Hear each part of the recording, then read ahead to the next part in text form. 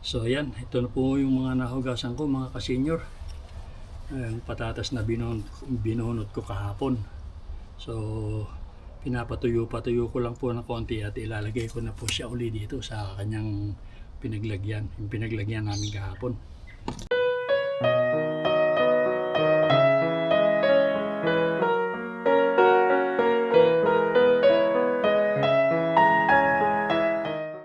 So mga kasenyor, ito namang patatas ang aking huhukayin para isang trabaho na lang. At sabay-sabay ko na silang uhugasan mamayang hapon. Tama na siguro yung ilang oras na para matuyo yung bagong hukay. O sige mga kasenyor, at mag-uumpisa na ako. Ayan pa yung aking mga huhukayin. Oh. Isa, dalawa, tatlo, apat, lima. Siguro meron pa po itong kulang 30 puno. Marami-rami pa rin naman siguro ako makukuha rito. Sige, mag-uumpisa na ako mga kasenyor. Ayan, uminit na mga kasenyor. So, tingnan ko kung ilan ito. Mahuhukay ko rito. Ito, isa. Yan, dalawa.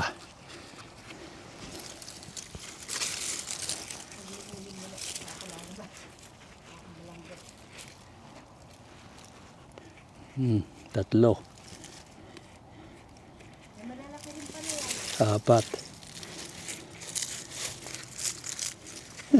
5. Ayan, yun lang mga kasenyor. Sa isang puno. Pinakamarami na siguro 5. Hala.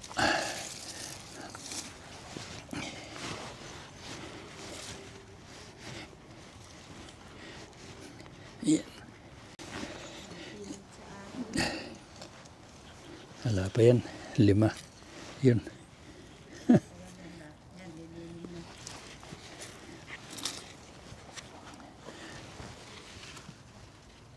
Yan. So ito naman ay susunod ko. Ang laki ng isa, oh. Ito. Ito. Ito yung nahukay mga kasenyor. Ito yung tinabunan ko. Madilaw, maberde yung isa. Teka. Bibilangin ko kung ilan. Ilan ba yung nakuha na? Isa pa lang? 5. Yan pa lang. Ito yung pangalawa. Nagagot yung iba. Pangatlo.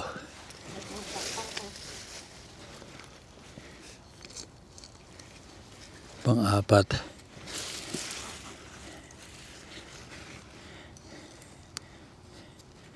Pang-5. Ititinabunan ko. Mga kasenyor, may berde pa rin. Talagang pinakamarami 5 sa isang puno. Tingnan mo, baka meron pa. Ang kaunti maliliit, ano? Dati ang daming mga dutlig. Wala na. Nako.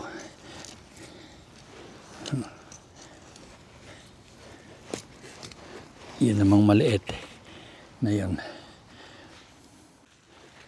So yan mga kasenyor.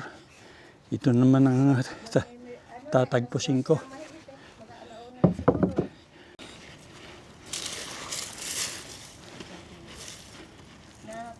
Napatakan niya kahapon ito. Yan.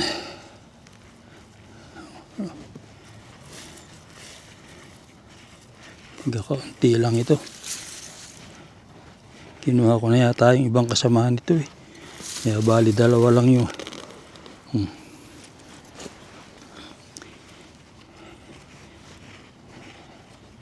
Ito pa isa.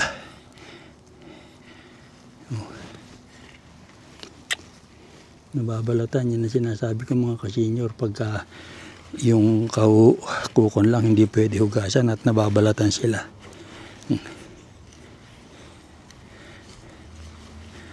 Tatlo. Nakuha ko na kasi yung iba nito nung una kong hukay.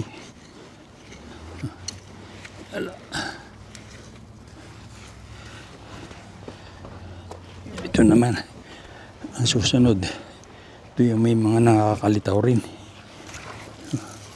Ang mukha nito, oh. Ito, berde yung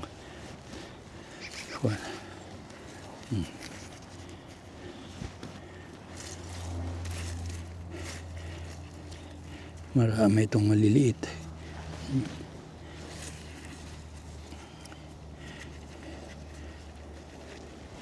Hindi ba sari-sariwa pa ito kung hihintayin ko pa ito mga kasenyor hindi na lang kukunin ko na at hindi naman nalalaki yan mga yan. Mukha niya, no?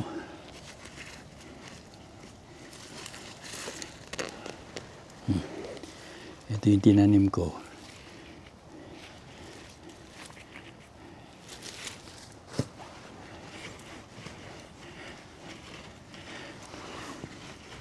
Wala. Hindi ako sulit doon sa isang yon.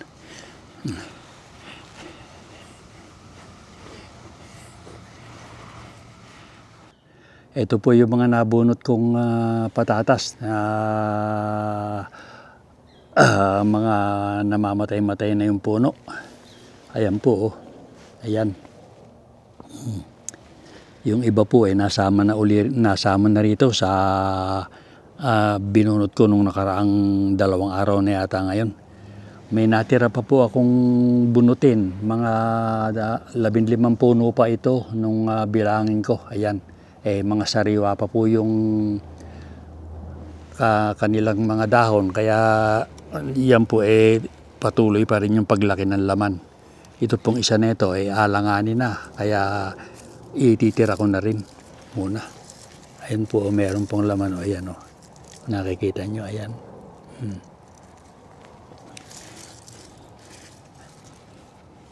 So, ititira ko na po muna yan. At mamayang hapon naman, uhugasan ko na ito. Papasok po muna ako sa loob at parang uulan Kung makikita po ninyo sa aming langit, yung itaas namin ayan madilim po ang pundo. Ayan. Kaya po mamayang hapon na lang ulit tayo kita-kita mga kasenyor. Sige po muna at ako papasok na. Ilalagay ko lang po itong mga nahukay ko sa lalagyan.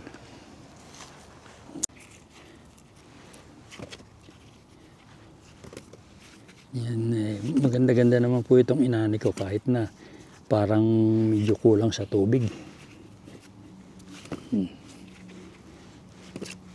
Sulit-sulit po ito ng kaunti.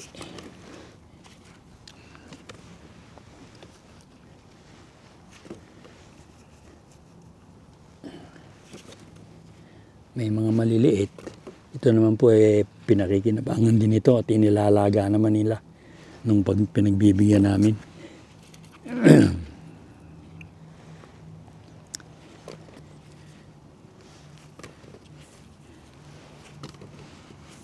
Ayan na.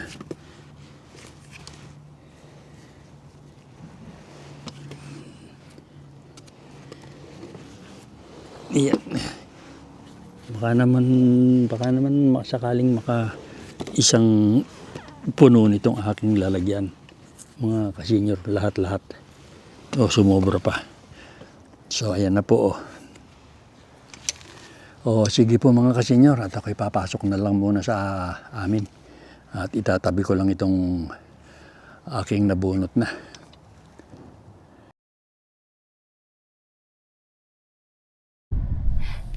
Ayan mga kasenyor, at ako'y maghuhugas na ng patatas.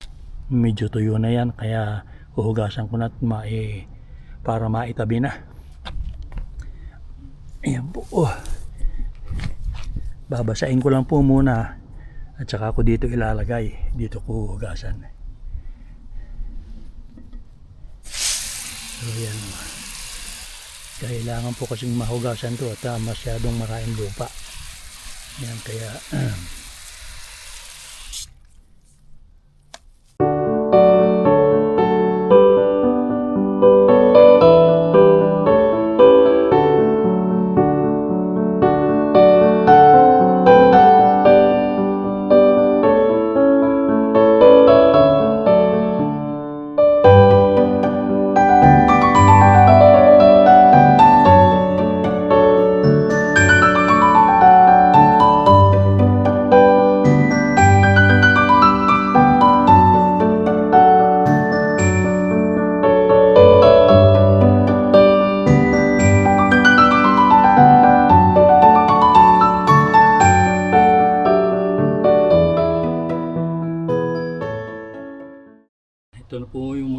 kinabukasan ko mga kasenyor, yung patatas na binunot ko kahapon.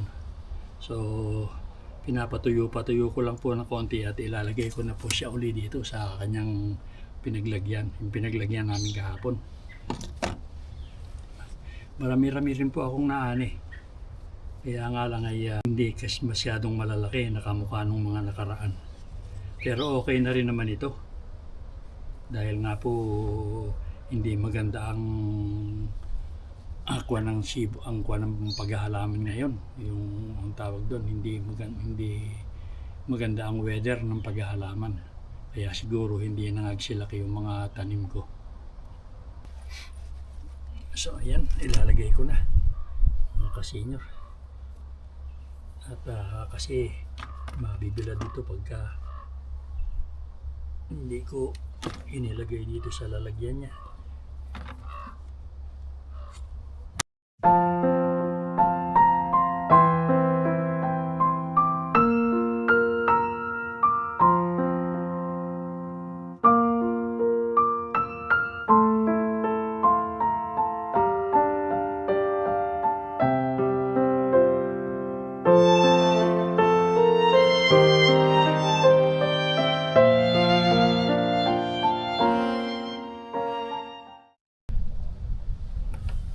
So ayan po mga kasenyor, nailagay ko na oh. So ayan, ito pa yung mga natira mga kasenyor na hindi pa palalakihin ko pa ng kaunti. Yan, dalawa rito, tsaka siguro ito mayroon pang mga sobra pa sa 10 ito. Yan oh. Hanggang doon sa may bakod na yun. Yan. Malinis na itong pinagbunutan ko kahapon. Ayun na lang ang natitira. Yun.